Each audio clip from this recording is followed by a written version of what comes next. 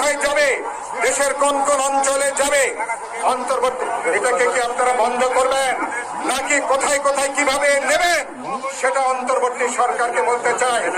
আমার রিক্সা শ্রমিক সংগঠনের নেতৃবৃন্দের সাথে বৈঠক করেন, তাদের সঙ্গে আলোচনা করেন, তাদের সাথে কথা বলেন।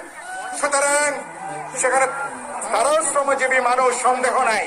আমরা চাই না যে তাদেরও পেটে লাথি পড়ুক, কিন্তু আমার সাধারণ যে রিক্সা শ্রমিক তাদেরকে না খাওয়াই রেখে, তাদেরকে অভুক্ত রেখে, তাদেরকে লাথি মেরে পেটে আমরা কোনো কিছু বরদাস্ত করব না।